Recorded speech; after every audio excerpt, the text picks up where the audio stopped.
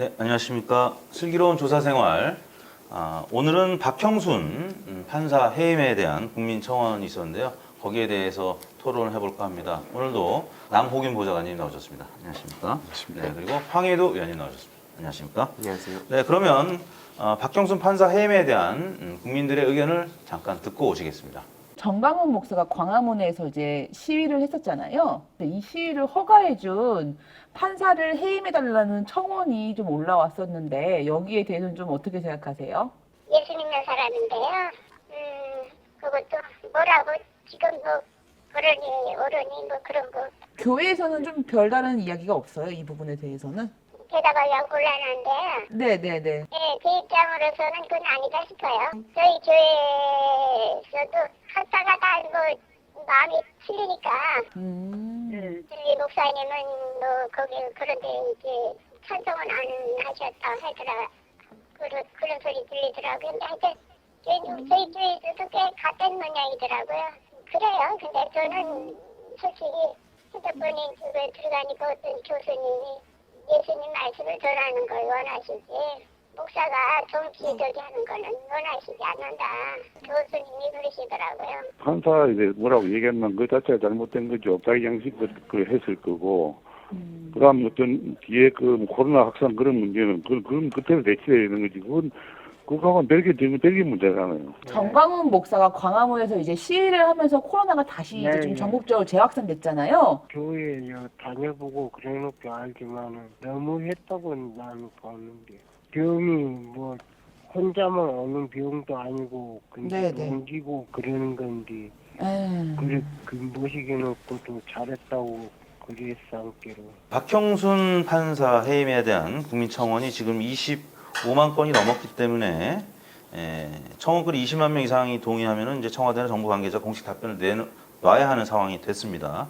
그런 과정에서 진중권 전 동양대 교수가 가만히 계실 분이 아니죠. 그래서 이제 한마디 이제 거들었고요. 지금 이 박형순 금지법 뭐 이름 갖고도 진중권 교수가 비판을 했는데 이원욱 민주당 지금 최고위원 후보로 나오신 국회의원인데요. 이원욱 의원은 감염병 예방법상 집회 제한이 내려진 지역에서의 집회 및 시위를 금지하고 법원이 감염병 예방 조치와 관련한 집행정지 사건을 다룰 때 전문가 의견을 듣도록 하는 내용을 담은 집회 및 시위에 관한 법률 및 행정소송법 개정안을 발의한 상태입니다. 아무튼 이 박형순 재판부의 이 판결로 광화문 집회에서 코로나 확진자들이 많이 늘었다 이렇게 이원호 의원은 특히 이제 보고 있는 거고요. 진중권 교수는 입법부에서 사법부의 판결이 마음에 안 든다고 그런 판결을 내리지 못하게 아예 입법한다는 게 말이 되는 소리냐. 뭐 좀 심한 표현까지 했습니다. 또라이라는 얘기를 했나 봐요. 그러니까 이원호 의원이 뭐 또라이라고 또라이 살겠다 기꺼이 영광스럽게 생각한다 또 이렇게 얘기했는데 자 일단 남보좌관님께서 먼저 이 부분에 대해서 어떻게 생각하십니까? 근데 사실 뭐 우리도 OECD 국가고 뭐 사실 모든 객관적인 지표로 거의 이제 선진국인데 그렇죠. 이 정부 여당에서 이 사태에 대해서 지금 이 판사에 대해서 네. 이렇게 막 몰아붙이고 정세균 총리가 뭐 방역이 다 무너졌다 네. 지금 집회를 허용한 판결 때문에 네. 방역이 다 무너졌다 그러고 뭐 사과하지 않으면은 뭐 반성하고 사과 안 하면은 뭐 가만히 있지 않을 거다. 네. 또는 뭐 판세라는 얘기까지 써가면서 하고 맞아요, 판세. 아까처럼 무슨 뭐 이 부장판사 이름을 달아가지고서 금지법이나 금지법도 하는 게 만들고. 저는 이 지금 좀 많이 심하게 보이고 예. 이런 분들은 좀 문제가 있다고 생각합니다. 예. 현재 너무 폭주하고 있는 것 같은데 예. 아주 잘못된 거고 스스로 한번 이 자기들의 어떤 발언에 대해서 좀 돌아보기를 네. 바랍니다. 모처럼 좀 세게 얘기했어요. 방어하시죠. 진중권 씨에 대해서 저도 네. 일단은 이제 이거에 대해서 얘기가 나왔으니까 네네. 그래서 뭐 좀 얘기를 하자면 희한하더라고요. 무슨 얘기만 하면 이게 다 언론에서 보도가 되고 네. 또 미래통합당이 계속 뭐 이렇게 조언도 하고 뭐 그런 네, 모습들이 네. 보이는데 일단은 최근에 뭐 보니까 좀 이런 모순들이 몇 가지가 있는데 그런 거에 대해서는 계속 왜 팩트 체크가 안 되는지 그걸 이제 좀 먼저 대묻고 싶고 네. 그리고 다시 이제 돌아와서 이 판사에 대해서도 네. 뭐 당연히 이제 뭐 정부라든지 뭐 당에서 이렇게 그 판사를 겨냥해서 보이는 것처럼 그 상황이 지금 보도가 되고 있고 실제로도 뭐 그런 강력한 메시지도 나오는데 네. 이거에 대해서 뭐 이제 국민들이 봤을 때 생각이 되게 다양할 것 같아요. 그러니까 이거에 대한 분노의 그 공감이 아마 그 국민청원 20만 돌파가 된 것 같고 네. 또 그러면서도 그럼에도 불구하고 너네들은 그러면 안 되지 이런 의견도 분명히 있을 수 있는데 네. 제가 드리고 싶은 말씀은 이 판사가 네. 일종의 그러니까 진짜 무슨 기계처럼 이 네. 법 해석 그러니까 이 법 조항만 놓고 그거에 따른 것처럼 이제 막 방어를 하는 걸 보면서 네. 사실 이게 무슨 이 상황을 그러니까 한마디로 당연히 알았을 텐데 이런 판결에 대해서 어떤 결과가 나왔을지 전 알았을 거라고 생각을 하는데 과연 이 그 집회를 허가받은 그 네. 세력들이 그 이런 결과를 불러오지 못했을 거라고 생각한 네. 건가 저는 되묻고 싶거든요. 그런 부분에서는 이 국민들의 분노가 자연스럽게 이렇게 청원이나 뭐 네. 이런 비판 댓글로 이어지지 않나 생각합니다. 아무튼 결과론적으로 광화문 집회 통해서 많이 확산이 됐기 때문에 여론조사를 해보면 공감하는 분들도 많이 있을 거는 같아요. 왜냐하면 그런데 지금 네. 그 좀 사실관계를 네. 잡아야 될 게 광화문 집회를 통해서 많이 확산됐다고 하는데 네. 이 최근 사태가 광화문 집회 현재 광화문 집회 관련자라고 정부가 발표한 게 오늘까지 이제 200명이 좀 안 되는 수치입니다. 네, 네. 예, 이제 사랑제일교회 관련 사람이 거의 뭐 1000명 가까이 되는 것 같고 한 900명. 네. 근데 지금 우리 황 의원님 말씀대로 정세균 총리조차도 이게 뭐 이렇게 이런 파장이 생길지 몰랐느냐, 뭐 한 100명이 집회한다고 해서 그걸 믿었느냐 이런 식으로 그 판사를 막 몰아붙이고 뭐 그 판사의 그 결정 하나 때문에 네. 방역이 다 무너졌다 이런 표현까지 썼는데 그냥 뭐 이럴 수도 있다 저럴 수도 있다 이런 의견도 있고 저런 의견도 있다 막 이렇게 얘기하는 게 최소한 옳고 그르다는 문제는 있는데 헌법상의 이 집회의 어떤 자유에 대해서 네. 그 국회의원 오래 하신 총리, 국회의장까지 하셨던 분이고 이런 분들이 국회의원들이 그렇게 얘기하는 게 저는 도저히 이해가 안 됩니다. 정말 문제 많은 분들이라고 생각합니다. 문제 많다. 이게 저는 지난 방송에도 말씀드렸지만은 네. 이 프랑스처럼 우리나라도 좀 공공 영역에서 공적인 장소에서 네. 어떤 종교색을 드러내지 못하게 네, 네, 그런 네. 이제 프랑스처럼 강력한 정교 분리주의 네. 이런 것들을 해야 된다는 그런 주의였고 이 네. 개신교의 폐해에 대해서 네. 저는 매우 부정적이고 비판적인 입장인데 네. 그것과 별개로 이 어떤 이 광화문 집회를 이제 그러니까 그 서울시가 금지 처분을 했고 8월 13일에 네. 거기에 대해서 이제 보수 그 단체가 이제 그 금지 처분에 대한 다시 집행 정지를 이제 그 신청을 한 거죠. 네, 네, 이 서울시 금지 처분을 집행 그렇죠. 정지해 달라고 그걸 이제 일부 인용한 건데 네, 네. 그 아까 황희도 의원이 말씀하셨던 그런 내용들이 판사가 가볍게 판단한 게 아니고 발표를 다 했습니다. 그 내용 중에 그 전에 8월달 들어와서도 이 서울 시내에서 수천 명 또 여의도에서 10,000명 이상의 집회가 있었는데 거기서 뭐 확진자가 나온 사례가 없고 헌법상의 이 집회 결사의 자유에 대해서 네. 이 허가는 인정되지 안 한다고 되어 있습니다. 네. 허가 이제 그러니까 집회 결사는 기본적으로 허용입니다. 우리 헌법적으로. 그리고 이 집회 허가 자체를 이제 허가제를 인정하지 않는다는 것을 헌법에 직접 명시해 놓은 나라가 세계적으로 독일하고 우리나라 정도라고 합니다. 예. 그 정도로 우리 과거에 어떤 이 집회의 자유가 이 그냥 뭐 형해화돼 있고 명목상이고 실제로 사실 집회의 자유가 금지된 거나 마찬가지였고 군의주의 시절을 거치면서 네, 네. 그래서 이 민주주의가 성숙되면서 우리 집회의 자유, 집회 시위의 자유를 좀 최대한 보장하기 위해서 이 헌법 스스로가 어떤 과거에 대한 어떤 반성의 차원에서 이걸 이제 이렇게 집회에 대한 허가는 인정되지 않는다고 네. 이렇게 넣어놓은 이제 뭐 그런 견해가 이제 있는데 그런 정도로 이 헌법상의 집회의 자유를 작년에 조국 사태나 이럴 때 그 서초구 주민들은 얼마나 피해를 보겠습니까 그러면 예. 그리고 교통이 다 통제되고 하루 종일 토요일에 하루 종일 제가 지난번에도 말씀드렸지만 뭐 서울 시내 집회할 때마다 많은 사람들이 피해를 보는 겁니다. 예. 그렇죠. 막 급하게 병원을 가야 될 수도 있고 부상당한 사람이 응급차 가야 될 수도 있는데 교통 통제고 네. 뭐 집회하는 사람들은 막 즐겁게 뭐 민주주의의 뭐 어떤 걸 향유하면서 행진하고 가족끼리 이렇게 막 소풍 나오는 것처럼 이렇게 행진하고 이 집회 시위의 자유라는 게 기본적으로 어떤 다른 이들의 자유를 침해하면서 이제 네. 이게 이 어떻게 보면 누릴 수 있는 자유입니다. 그런데도 그 자유를 헌법상에 이렇게 이 명시해 놓고 그리고 또 허가를 인정하지 않는다. 집회에다 허가는 인정하지 않는다고 네. 이렇게 해놓은 게 분명 그런 이유가 있는 거죠. 그런데 지금 이 서울시의 조치는 거의 명백하게 집회의 허가에 해당되기 때문에 그냥 모든 집회를 불허한다고 해버린 겁니다. 네네. 그 판사에서 그래서 이 서울행정법원 그 부장 판사도 어떤 조건을 달아가지고 이러저러하게 해서 제한적으로 허용한다거나 이렇지 않고 그냥 이거를 불허해버리는 거는 이제 그 뭐 위법의 소지가 있다. 네. 그 헌법을 거스르는 거다. 이렇게 서울시의 조치가 그렇게 해서 이걸 이제 다시 이 집회를 일종의 이제 허용을 해준 네. 거죠.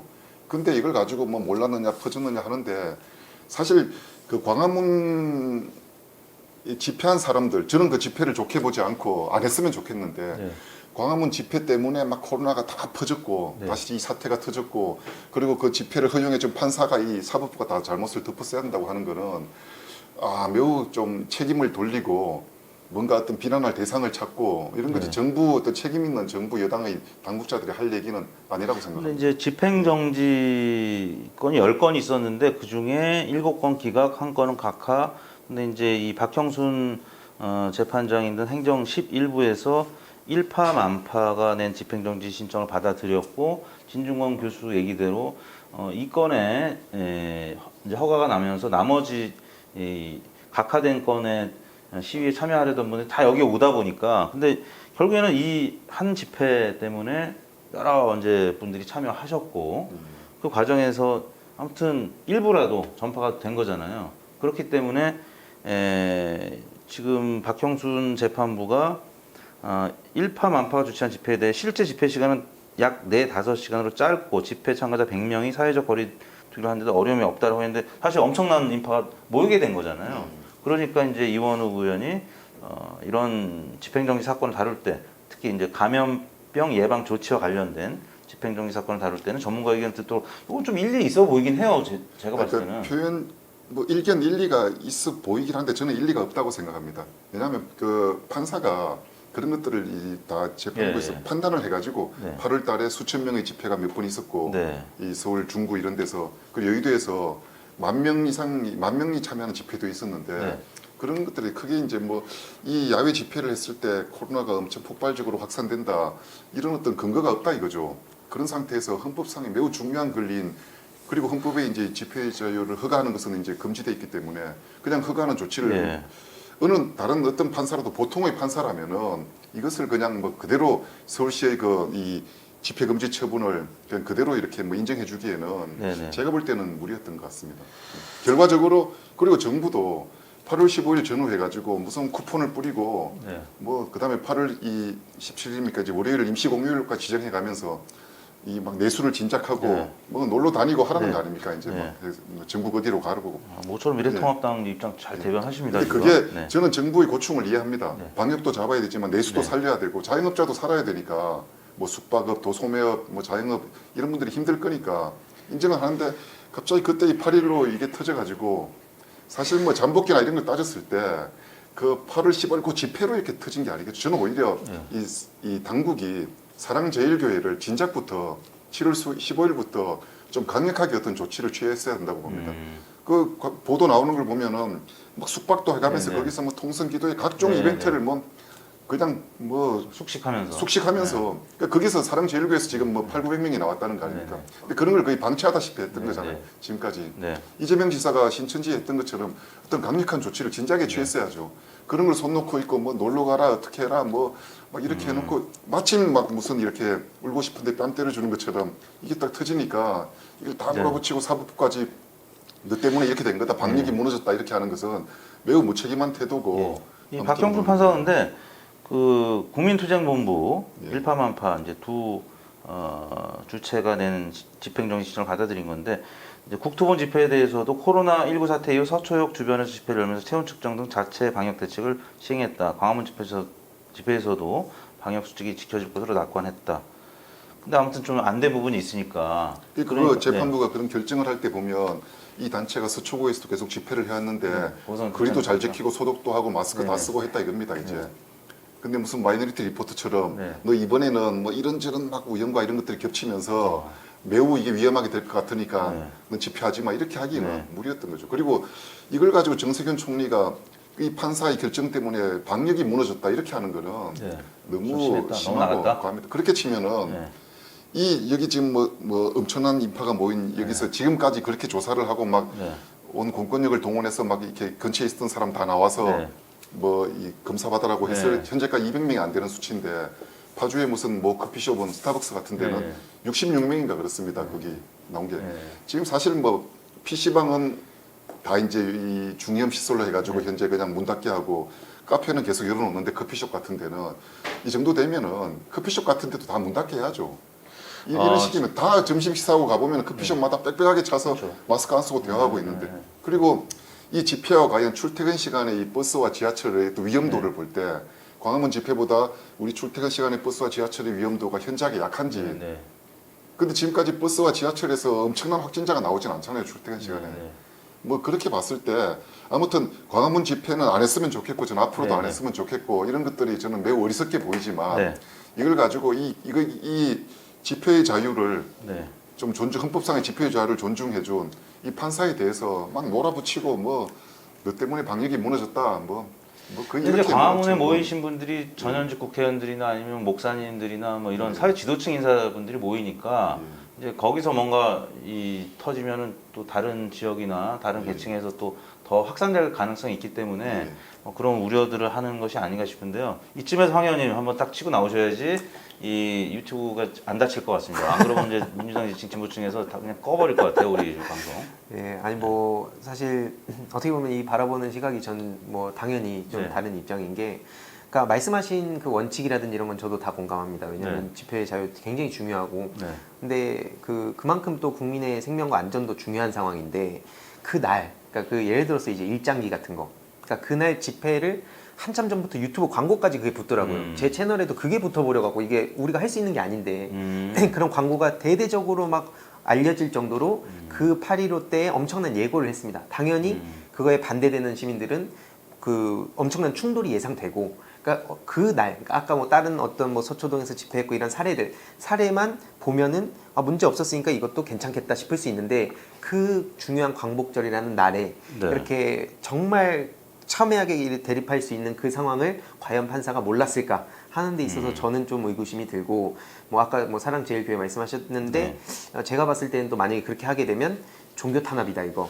그러니까 그냥 이렇게 할 수는 있는 상황은 아니었던 것 같고, 그래서 절차상 이렇게 따지고 가다 보니까 오히려 핵심 지지층에서는 문재인 정부 답답하다고 지금 비난하는 네. 상황인 것 같아서 좀 그런 부분들 좀 말씀드리고 싶었고, 특히 지금 이게 코로나라는, 그러니까 이게 일상이 아니잖아요. 일상에서의 뭐 지금 이런 상황 벌어진 게 아니고 코로나라는 아주 심각한 비상사태에서 지금 이런 메시지들이 나오고 있고, 실제로 전 이제 아까 뭐 지난번 그 지원금 얘기할 때 좀 말씀드렸지만 이게 한 다음 주나 다다음 주쯤 그 결과가 너무 무서운 거예요. 매일매일 업데이트되는 그 소식. 이번엔 몇 명이 늘어났을까? 그러니까 이게 전국에 지금 퍼져가지고 막 숨어 다니고 다른 막 불교 쪽에도 가가지고 몇 시간 숨어 있고 이런 것들 보면서 이게 시간이 지났을 때, 물론 지금 이제 이 결과만 놓고 봤을 때 뭐 다른 사례들도 충분히 될 수 있겠지만 이로 인한 어떤 국민들의 분노, 이게 아마 이렇게 자연스럽게 가는 게 아닌가 싶습니다. 그렇습니다. 거기 참여하신 분들이 좀 사랑제일교회 이제 포함해가지고 막 방역을 이제 거부하거나 뭐 방역 조치에 대해서 그러다 보니까 결국 이제 이 집회를 허가해준 재판부까지 불똥이 튄 것 같습니다. 아무튼 집행정지 10건 가운데 일부만 이제 허가가 되다 보니까 결국 다 그쪽으로 몰릴 수밖에 없고 혼란스러운 상황이 됐는데, 이것도 좀 법원이 한꺼번에 판단을 기준도 좀 달랐던 것 기준, 같습니다. 각각이 네. 뭐 지금 그 집행정지, 그러니까 서울시의 집회금지 처분을 또 집행정지 신청을 했던 여러 단체들이 장소나 상황들이 다 조금씩 달랐던 것 같습니다. 예. 방역 대책도 달랐고. 근데 행정 아마 11부. 벌써 신상은 틀렸을 것 같은데. 그렇죠. 이제 근데 이분이 과거의 판결이 현재 어떤 여건에 좀 뭐 불리한 판결을 내렸거나 뭐 또는 이 야권에 유리한 판결을 내린 전력이 있으면 그게 벌써 다 드러났을 건데 그렇진 않은 걸로 봐서 이분은 뭐 정치색이나 정파성을 띈 분은 아닌 것 같은데. 네네.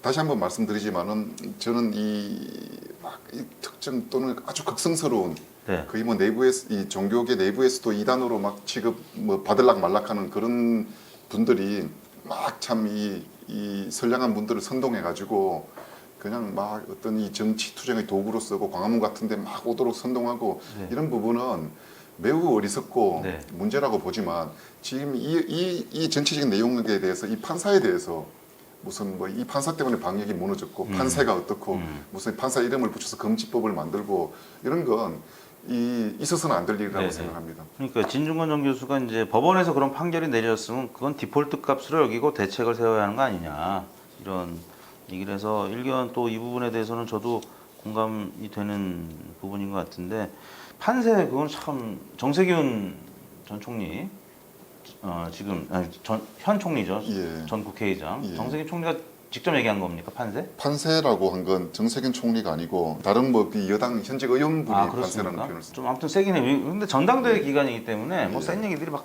좀 나올 수밖에 없는 상황인 것 같습니다. 왜냐하면 뭐 이원욱 후보도 그렇고 뭐 센 얘기를 해야 보도가 나오니까 그런 상황인 것 같은데 우리 저 황 의원님은 방어하시느라고 좀 어려운 입장입니다. 지금 그 우리보다 연식이 좀 낮은 분인데 여당 입장을 또 대변하셔야 되니까 오늘은 남보좌관님이 미래통합당 입장에서 좀 세게 얘기를 하셨는데 이게 한 가지만 더 말씀드리자면은 그냥 우리가 어떤 이런 사안에 대해서 언론 출판 집회 결사의 자유, 이 집회의 자유도 넓은 의미에서 이 표현의 자유인지 이제 표현의 자유인데 이런 것들을 그냥 그때 야 코로나 터졌으니까 뭐 이거는 뭐 안 돼 판사가 문제야 이런 게 아니라 좀 사회의 근간이 되는 이런 자유들은 여러 가지 원칙들이 있고 옳다 그러다가 분명히 있습니다. 그때 뭐 그냥 이렇게 이 부동하는 부박하는 여론이 중요한 게 아니고 그래서 이 명백 현존하는 위험이라는 어떤 중요한 원칙이 있습니다. 이 집회의 자유를 금지하려면 이 공공의 안정 질서에 대한 어떤 위험이 명백하게 어떤 존재해야 된다는 그래야 금지할 수 있다는 원칙이 있습니다. 그럼 만약에 우리 남보좌관님이 서울행정법원 행정 11부 재판정이었다라고 하면 이번 결과론이긴 합니다만 국민투쟁본부하고 일파만파의 집행정지 신청을 받아들였겠습니까? 아니면 안 받아들였습니까? 그들이 이제 그 최초에 집회 신청했을 때 그 조건을 그 충족하는 조건을 당연히 이 정치색을 띤 판사가 아니라면 아까 제가 그 말씀 드렸잖아요. 이렇게 이 보통의 판사들이라면은 이거는 허용할 수밖에 없는 매우 확률이 높은 이제 그런 케이스다고 봅니다. 예.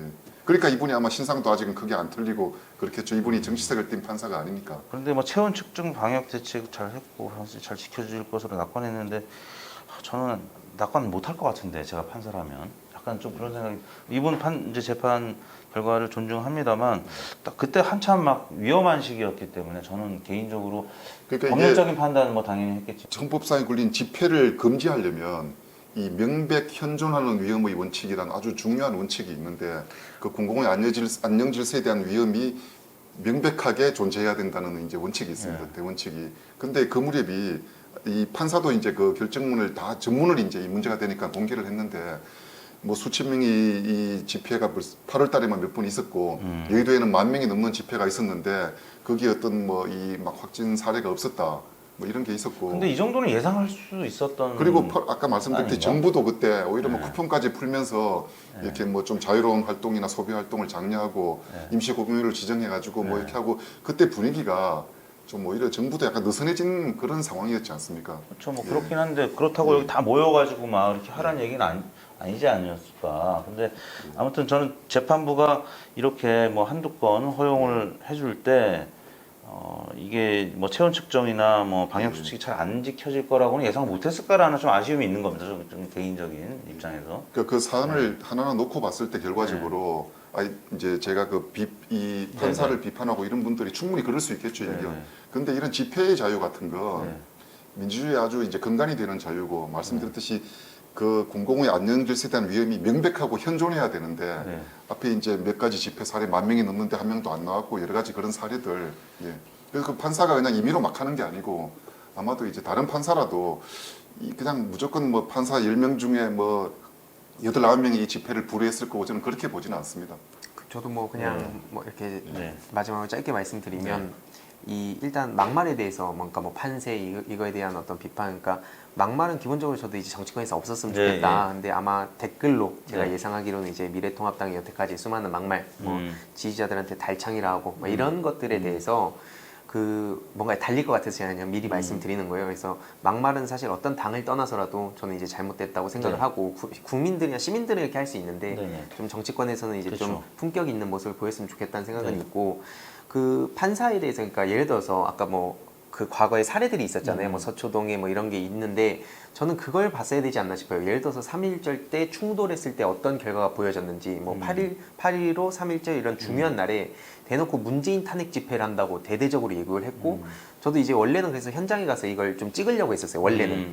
근데 이제 지금 코로나 상황이다 보니까 이거는 안 되겠다. 그래서 그냥 저는 저의 그냥 방송을 했는데 그것만 보더라도 사실 엄청난 충돌이 저는 예상이 안 됐을 수가 없다고 보거든요. 그럼 당연히 이제 이게 기본의 이런 그 가치도 당연히 중요하지만 국민들의 안전과 이 평화 이런 생명에 관해서도 당연히 이제 같이 고려를 해봤을 때 네. 저는 좀 납득하기 어렵다는 그러니까 말씀드리고 집행 싶습니다. 정지 신청문, 그러니까 텍스트만 보면 이제 말씀하신 대로 남보호자님 말씀하신 대로 집회 결사의 자유가 있기 때문에 그걸 명백하게 못하게 할 명분을 못 찾을 수도 있는데 이 지금 전국적인 이 컨텍스트를 보면 그 정도 예상하지 할 수 있지 않았을까라는 꼭 이 건뿐만 아니라 가끔은 재판부 판사들이 어떤 판결을 내릴 때 약간 이해가 안 되는 너무 좀 광범위하게 이렇게 인간의 자유를 허용하는 뭐 이런 판결들을 보고 국민들이 많이 화를 냈던 사건들이 좀 있기 때문에 좀 그런 생각을 했고요. 아무튼 오늘 박형순 금지법 아무튼 정부가 혹은 청와대가 20만 건이 넘었기 때문에 입장 발표할 것 같고요. 그에 대해서 국민들의 의견과 또 두 전문가분들의 의견을 들어봤습니다. 오늘도 남보좌관님, 황 의원님 말씀 잘 들었습니다. 감사합니다. 감사합니다. 네.